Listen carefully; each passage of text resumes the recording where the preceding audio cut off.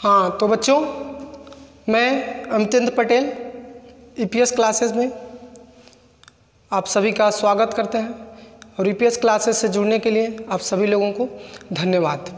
तो बच्चों, आज हम बात करने वाले हैं गुणनखंड टॉपिक पर, फैक्टराइजेशन पर, जो कक्षा 8वीं, 9वीं व 10वीं में काम आती है।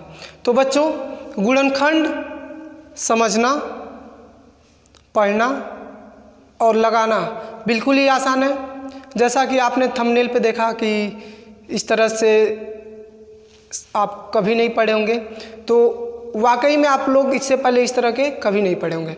तो चलिए शुरुआत करते हैं। तो देखिए, गुणनखंड क्या होता है हमारा कि गुणन का मतलब आपका गुणा खंड, यानी कि गुणा को कई खंडों में बांट दिया जाता है, तो गुणनखंड हमारा बनता है। तो देखिए, हम डायरेक्ट सवाल पे आते हैं। जैसे देखिए क्या है हमारा गुणनखंड जो है हमारा ax² plus bx plus c is equal to 0। इससे हम लोग गुणनखंड को क्या करते हैं, दर्शाते हैं। ax² plus bx plus c is equal to 0 से दर्शाते हैं। अब a क्या है यहाँ पर हमारा, कोई क्या है, अंक है। b क्या हमारा कोई अंक है और c क्या हमारा कोई अंक है। और x² और x जो है हमारा कांस्टेंट है। अब x² x के जगह आपका a से z तक कोई भी अंक आ सकता है, a b c d e f g h a p q m कुछ भी आ सकता है।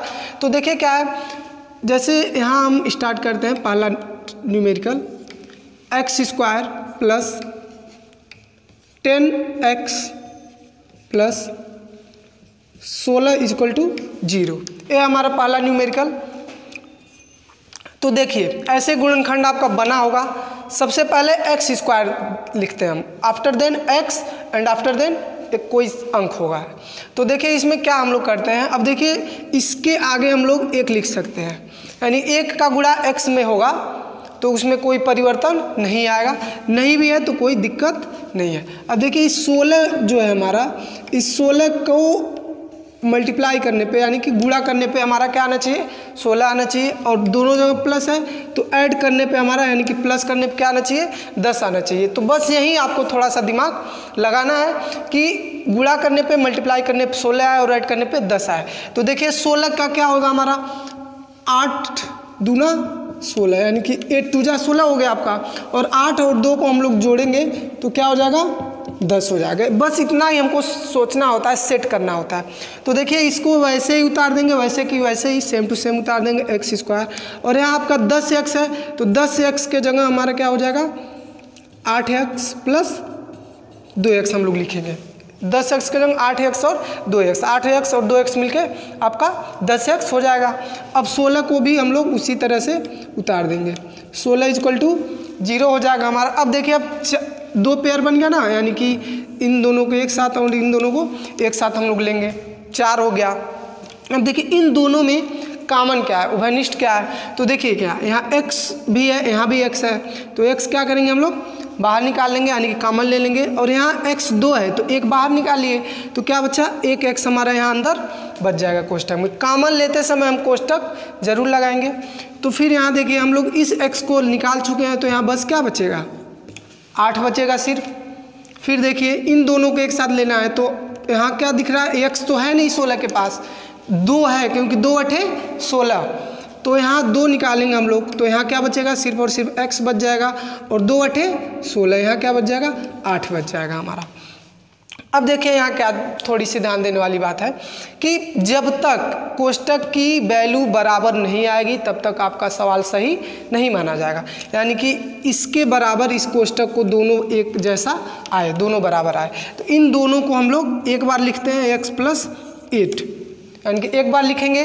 और x यहाँ है और प्लस 2 यहाँ है, इसको हम लोग एक बार लिखेंगे, यानी कि x प्लस 2 एक बार लिखेंगे। तो बहुत ही सिंपल है, ऐसे ही आपका गुणनखंड लगेगा और इसको आंसर ये हो जाएगा हमारा इस गुणनखंड का। तो देखिए क्या है, यदि इसी सवाल को ऐसे दे दें हमारा कि 16 प्लस x² प्लस 10x, तो कोई घबराने वाली बात नहीं है। सबसे पहले हम लोग इसको फॉर्म में करेंगे, यानी कि आर्डर में करेंगे, अरेंज करेंगे। x² को हमेशा पहले लिखेंगे, फिर 10x को लिखेंगे और फिर क्या लिखेंगे 16 लिखेंगे। ये हमारा सुव्यवस्थित क्रम में हो गया, यानी कि क्रम में पहले करेंगे। अब 16 लास्ट में भी या 10x पहले दे देता है यदि, जैसे ऐसे दे दे, यदि मान के चलिए 10x + 16 + x² दे दे, तो आप कहेंगे कि सर तो बताए थे कि x² पहले रहता है। तो कुछ नहीं करना है, इसको पहले कर देना है, x² + 10x + 16 कर देना है, ऐसे कर देना। यानी कि हमेशा आर्डर में करेंगे, हमेशा घात वाला, जो ज़्यादा घात वाला रहेगा वो पहले, फिर उससे कम घात वाला लिखा जाएगा, फिर उससे कम घात वाला, ऐसे करके हम लोग उसको सुव्यवस्थित क्रम में गुणनखंड को करेंगे। अब बात करते हैं हम लोग, ये फर्स्ट टाइप का था, यानी कि फर्स्ट प्रकार का था। अब हम बात करते हैं सेकेंड टाइप की। सेकेंड टाइप सवाल की बात करते हैं। अब सेकेंड टाइप में क्या है कि इसका कुछ गुणांक आ जाएगा, यानी कि जैसे मान के चलिए यहाँ हम दे देते हैं 3a² हो गया हमारा, फिर हम लिखते हैं 11a लिखते हैं, फिर लिखते हैं 8, ये हमारा गुणनखंड बन गया। अब देखिए इसमें क्या होता है, जब a² के आगे कोई अंक दिया हो, यानी कि मान के चलिए x² के आगे जब कहीं भी स्क्वायर जो पहला घात वाला रहेगा, ज़्यादा घात वाला, उसके आगे कोई अंक दे दिया, जैसे देखिए स्टार्टिंग में हमने बताया कि a मान लीजिए कोई अंक है, यहाँ भी अंक था, 1 छिपा हुआ था, लेकिन 1 लिखते नहीं हम लोग, 1 से ज़्यादा रहेगा तो लिखा जाएगा। तो यहाँ देखिए इसका गुणा इसमें किया जाएगा, क्या किया जाएगा, गुणा किया जाएगा। तो गुणा करने के बाद कितना हो जाएगा हमारा, 8 त्रिकी 24 हो जाएगा, यानी कि कितना होगा हमारा 24 आ रहा है। अब ऐसा कोई अंक सोचना है आपको कि मल्टीप्लाई करने पे हमारा कितना आ जाए, 24 आ जाए, और जोड़ने पे कितना आ जाए हमारा, जोड़ने पे बीच वाला आ जाए 11 आ जाए, इसको हमको जोड़ने पे लाना है। तो कौन सा अंक होगा सोच के बताइए आप। तो क्या दिख रहा है, 8 त्रिकी 24 और 8 और 3 कितना हो जाएगा, 11 हो जाएगा, 11 हो जाएगा। तो 8 + 3 और 8 × 3, यानी कि 8 और 3 से सेट हो जा रहा है। तो देखिए क्या होगा हमारा, तो 8 और 3 से सेट होगा हमारा। तो देखिए 3a², इसको ऐसे ही हम उतार देते हैं। फिर इस 11 के जगह क्या लिखते हैं, 8a + 3a, इतना लिखते हैं हम लोग, फिर +8 लिखते हैं। अब फिर इन दोनों को और इन दोनों को एक साथ लेंगे, जैसे इस सवाल में हम लोग लिए थे दोनों को।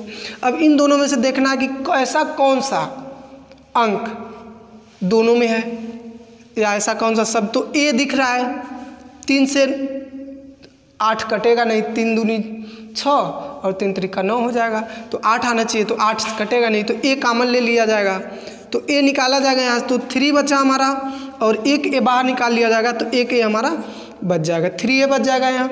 और यहाँ क्या बच जाएगा, a निकाला गया बाहर, तो यहाँ हमारा 8 बच जाएगा। फिर यहाँ क्या हमारा, फिर इसमें भी देखिए दोनों में क्या दिख रहा है, कुछ भी कॉमन नहीं दिख रहा आपको। यहाँ 3 है तो यहाँ 8 है, 9 भी नहीं है, 6 भी नहीं है, यहाँ a है तो यहाँ a भी नहीं है आपका।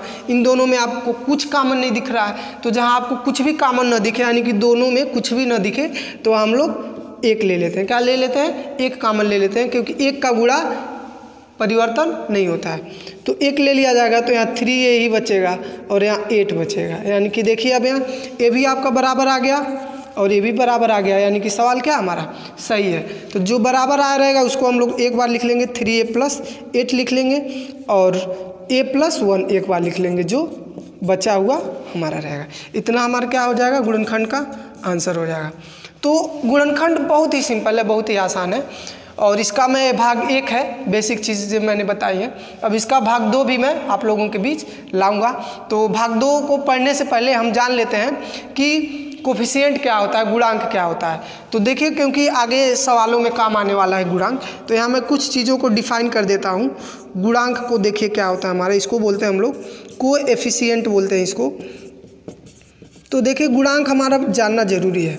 गुणांक का मतलब क्या हुआ, जैसे x², 5x², 3z² या 5b हो गया हमारा, या 3z हो गया, इस तरह का है। तो देखिए क्या है गुणांक हमारा, गुणांक का मतलब x² का गुणांक कितना होगा, 5। इसमें हमारा x² का गुणांक कितना होगा, 5 होगा। इसमें x² का गुणांक कितना है, 5 है। इसमें z² का गुणांक कितना है, 3 है। इसमें b का गुणांक कितना है, 5 है। इसमें z का गुणांक कितना है, 3 है। इसको बोलते हैं हम लोग गुणांक। ये z² का गुणांक है, ये हमारा b का गुणांक है।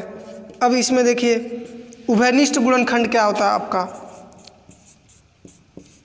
उभयनिष्ठ गुणनखंड। तो उभयनिष्ठ गुणनखंड वे गुणनखंड होते हैं जो सभी में हो। डायरेक्ट समझिए आप लोग, जो किस में हो, सभी में हो, उभयनिष्ठ गुणनखंड कहलाते हैं। जो सभी में कॉमन हो, उभयनिष्ठ गुणनखंड कहलाते हैं हमारे। तो आई होप आप लोगों को ये अच्छे से समझ में आया होगा। और जिन भी बच्चों को ये वीडियो देखते समय कहीं भी थोड़ा सा डाउट हो, दिक्कत हो, तो आप कमेंट बॉक्स में लिख सकते हैं कि सर मुझे एक बार और समझाइए इस सवाल को, तो मैं इस पर 1-2 वीडियो और बना दूंगा। लेकिन ये चीज़ें समझ में आनी चाहिए क्योंकि बहुत ही सिंपल है और आगे आपको कक्षा 8 से लेकर के कक्षा 8 में काम आने वाली चीज़ें हैं। 9th में, कक्षा 10 में आप लोग दीर्घात समीकरण पढ़ेंगे, उसमें काम आएगा। 2 चर वाले रैखिक समीकरण में इसका यूज होने वाला है। तो बहुत ही सिंपल है। अब इस पे निगेटिव में पर भी है, तो दोनों प्लस पे मैंने न्यूमेरिकल बताए हैं, दोनों numerical, first and second numerical. तो इस पे मैं 1-2 न्यूमेरिकल आपको और बता दूंगा। Thank you.